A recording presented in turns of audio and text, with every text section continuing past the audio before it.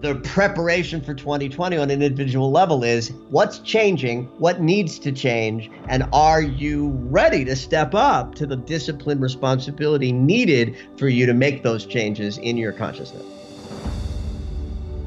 People will say to me all the time, well, what's going to happen?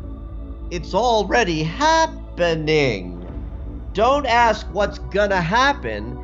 Take the information that's structural and astrological and then perceive the current moment through that lens.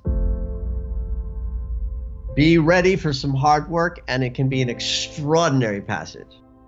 I am a firm believer in shadow work for the individual, and that is you take a look at what are you most afraid of, what are you wishing weren't true, what have you been pretending is not true. You dive into that crucible, and when you wrestle with those demons and come out the other end, you are more integrated, more whole, more you.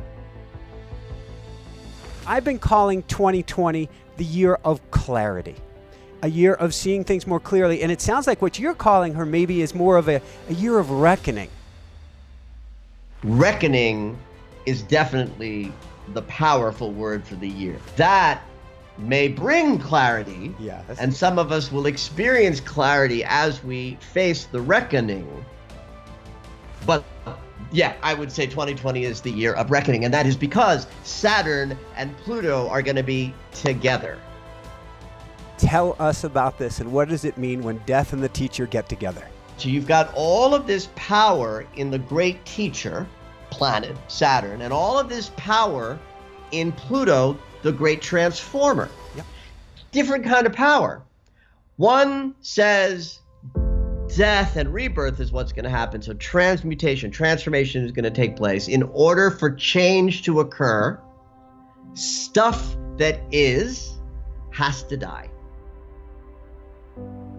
Saturn is the reckoning guy. Saturn is the teacher who says, are you learning from the past? Are you recognizing what you have to put into place to deal with the world on its own terms at this time? I'll pause you for a second. I'm gonna go old school Hawaii on us. Pele, which is death and destruction, also allows for rebirth anew. Absolutely. And death has to come first. The rebirth follows, but the death comes first. And this is where it's tricky being a human being, Michael, is because death is scary. And the idea that a rebirth will follow is abstract. We have to face the death and trust that the rebirth will follow. And boy, this is a moment on the planet where it looks a lot like death, but not a lot like rebirth about to happen. It is a benefit that this is going on, but we have to navigate the territory that we're in right now where it looks scary.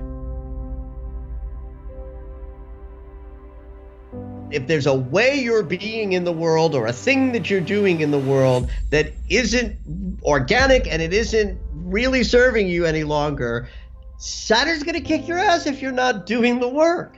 So if one thing to do is nothing, is just to wait and see what comes up, what grabs your attention, what needs your attention. I don't think any of us are going to get through 2020 not knowing what the lesson is. I think the lesson's going to slap each of us in the face, both personally and globally.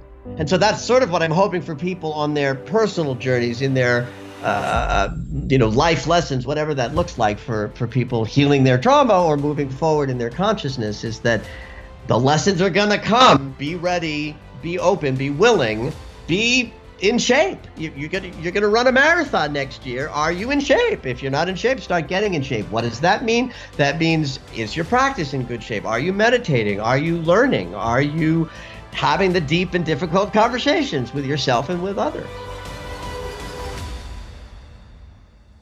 Oh my God, did I just have the most beautiful interview with Dr. Michael Lennox on Astrology for the New Year. To check out more incredible videos on creating your greatest future, click here. Be sure to subscribe below and click on the bell icon to be notified of upcoming shows. Love you guys.